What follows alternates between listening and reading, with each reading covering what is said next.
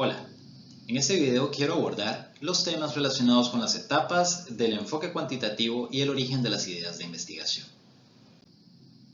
Según Hernández Sampieri, la investigación es un conjunto de procesos sistemáticos, críticos y empíricos que se aplican al estudio de un fenómeno o problema. Esta definición aplica tanto para el enfoque cualitativo como para el enfoque cuantitativo. En el enfoque cualitativo, las etapas pueden interactuar y no se sigue una secuencia rigurosa.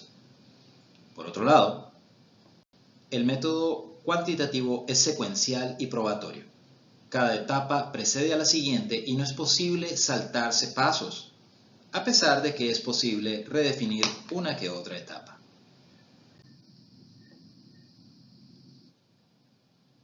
En el enfoque cuantitativo, todo comienza con la idea.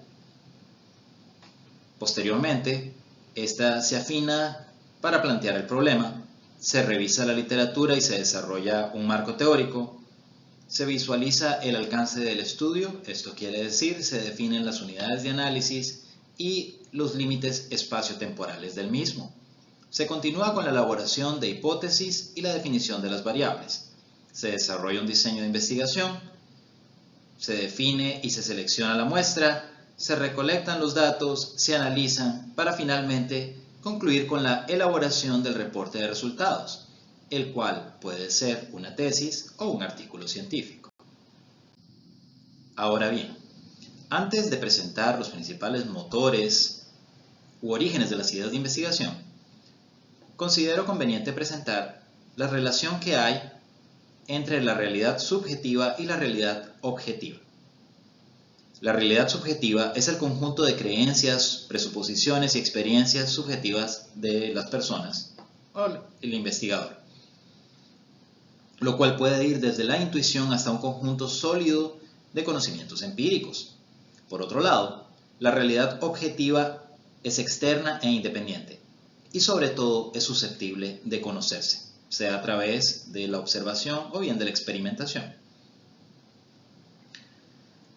Las creencias o hipótesis del investigador desarrolladas en una investigación cuantitativa nos permite tener una mejor comprensión de la realidad u fenómeno observado.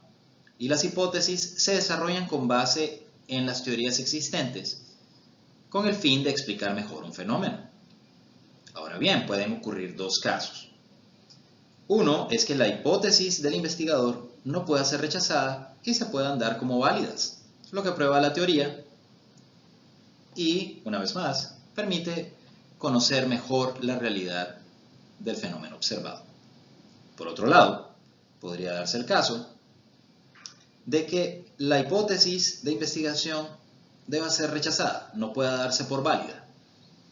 En este caso, cuando no coincide la hipótesis con la realidad, lo que se debe modificar es el conjunto de creencias o hipótesis del investigador y en consecuencia la teoría. Pero en ninguno de los dos casos, ni cuando se da por válida ni cuando se debe rechazar, la realidad del fenómeno observado varía. No existe una objetividad pura o completa, porque siempre va a haber algunos pequeños sesgos o dejes de subjetividad, sea al momento de seleccionar las fuentes, sea la misma forma en la que redactamos nuestros resultados y discusión, siempre va a haber pequeños elementos de subjetividad. Al final, somos humanos. Sin embargo, la buena ciencia exige reducir la influencia de nuestras creencias y deseos durante la investigación. En este caso, o en este momento, me gusta referir la historia que corresponde con la tesis de maestría de mi mejor amigo en Brasil. Él trabajó con la hipótesis de que la planta Artiplex era capaz de reducir significativamente la salinidad de las aguas residuales. Sin embargo, luego de su experimento, él tuvo que rechazar esta hipótesis. Eso no interfirió con su graduación o la publicación de sus artículos. Los trabajos, sea que confirmen o tengan que rechazar nuestra hipótesis, deben ser publicados. Hace parte de la expansión de la ciencia. Bien. Con respecto al origen de las ideas de investigación, estas pueden surgir en los más diversos entornos. Puede ser que durante una reunión, en lo que estemos debatiendo, discutiendo un tema, se nos presente una pregunta en la que nunca hayamos pensado y tengamos interés en responder. O bien, en la tranquilidad de nuestra casa o en el bullicio del tránsito, caminando por el parque, hay diferentes situaciones y lugares donde podría surgirnos una idea de investigación. Ese momento eureka. Con respecto a los orígenes de las ideas de investigación, se pueden identificar 5 motores principales. El primero es la inspiración, que está basada en los intereses personales del investigador.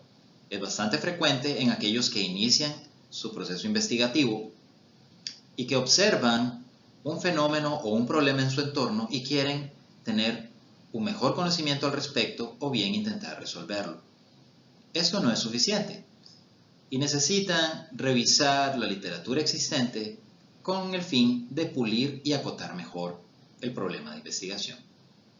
Luego, tenemos la necesidad de cubrir huecos de conocimiento.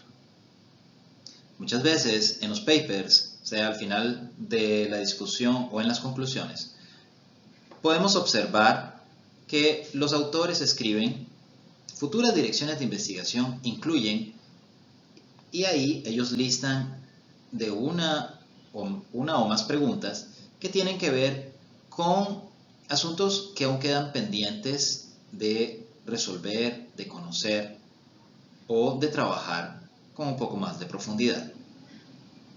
Esta necesidad de cubrir huecos de conocimiento generalmente está asociada con investigadores que ya tienen cierto dominio del tema. Después tenemos el motor de la oportunidad. Digamos de que un investigador o un conjunto de investigadores ganan un proyecto en el cual hay fondos para vincular estudiantes de maestría y doctorado.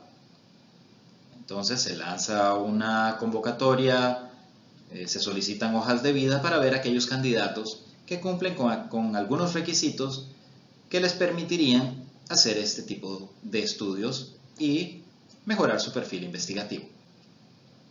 Después tenemos la conceptualización. Suponiendo de que hay un trabajo en el que ya se tienen identificados temas que se van a trabajar y relacionar, y al momento de estar haciendo una revisión de los mismos se da uno cuenta de que hay algunas lagunas de conocimiento previas antes de poder hacer el estudio que se pretende. Entonces, resolver esto en lo que corresponde con los conceptos hace parte de este tipo de motor de origen de idea de investigación.